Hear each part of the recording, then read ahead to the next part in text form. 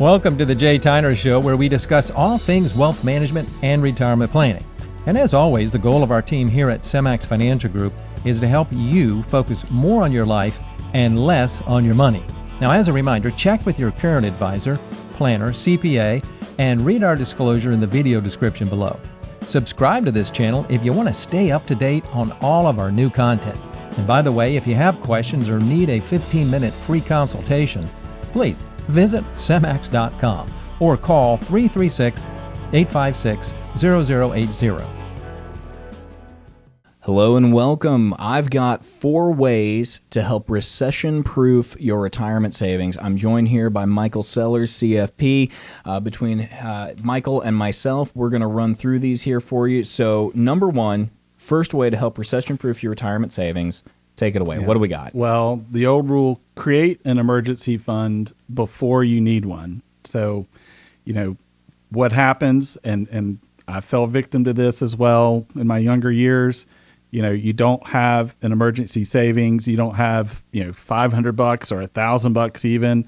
You want to build up to at least that 3 months, 6 months of living expenses. Because what inevitably happens, you don't have an emergency fund.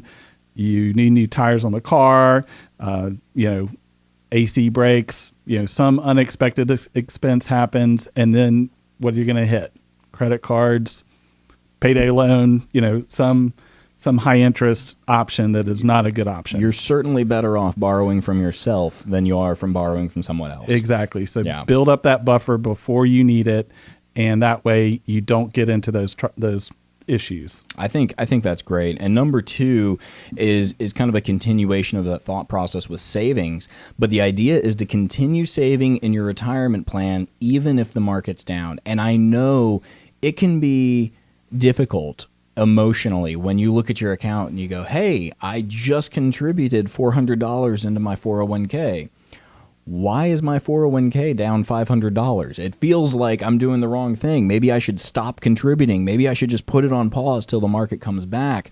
But the reality is the market rises, the market falls, the market rises, the market falls. That's the nature of the stock market. And what you're doing by continuing to contribute into that retirement plan, you're basically dollar cost averaging. Now, we've done another video, I think, where we talked about dollar cost averaging. Just as a brief reminder, the idea is that every 2 weeks you're putting funds in, whether it's high, whether it's low, and you end up getting in at an average price point, which is more attractive.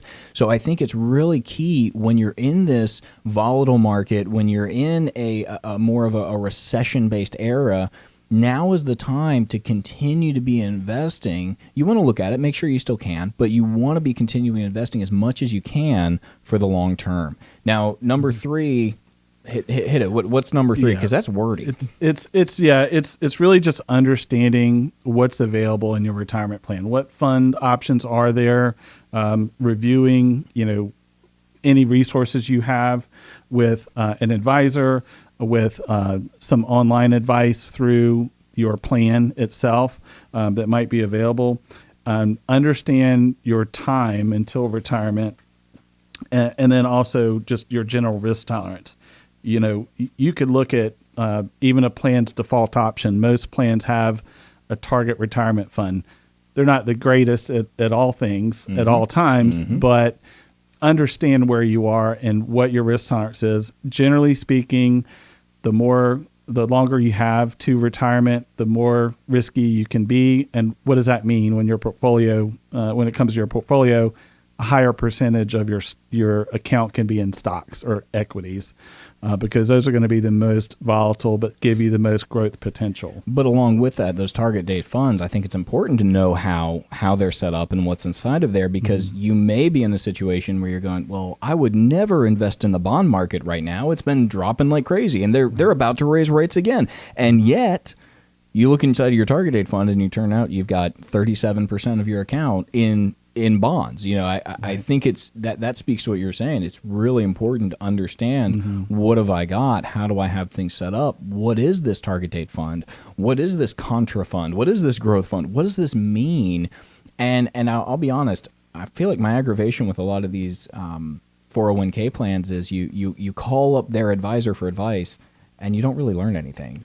And it does take kind of that independent research or reaching out to someone else. Right. It's very much cookie cutter. You're a number. They've got millions of clients. And so it's very difficult to get a customized recommendation. And therefore, 401k plans are generally very inflexible as far as what options are available. It's very generic. So just be careful and, please reach out to an advisor to assist you with it. Absolutely. Now, number 4 is a little bit tough. I'll be honest, it can be hard for folks to do. It's to develop a defensive budget that takes a hard look at wants versus needs. Now, I think we're all guilty of this at times. We all have certain things we want, and then there are certain things where we look at each other and we go, no, I need that. And the reality is you may or you may not. And I think there are certain things inside of most people's budgets, at least, that are more of a want versus a need. And I think it's important when you're looking at this to make sure you develop a defensive budget, but that doesn't mean you necessarily have to utilize that budget. I think it's important to have it there and know this is where we can kind of trim the fat, if you will. This is the things that we're not willing to compromise on. I know some folks that they have told me, yes, things are tight, but we tithe a certain amount, and we're going to tithe that regardless because we feel like that belongs to the Lord. For them, it's a non-starter.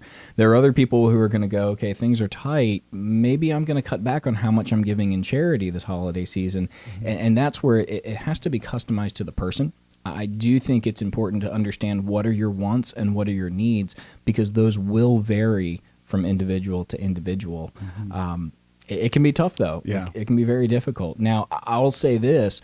If you need assistance with some of these things, if you've got questions around, okay, I'm not quite sure how to develop that budget. I really don't know if I'm saving in my investment plan the right way, or if I am, I tried going online. I tried looking at it. I'm not getting the information I need inside my 401k. You are welcome to come in, sit down with one of our advisors. We would be glad to put together a comprehensive review for you. It is entirely complimentary. There's no charge. We like to meet face-to-face, but we're willing to do things through Zoom. We can do things over the phone. I've got clients in Alaska, and in fact, I've got clients out of the country where they're missionaries in different areas. So don't feel like just because you're not in Winston-Salem, you can't come in. But if you are, we'd love to see you in person. That said, you're welcome to give us a call. You can reach us at 336-856-0080. We look forward to having you come in, and thanks for watching.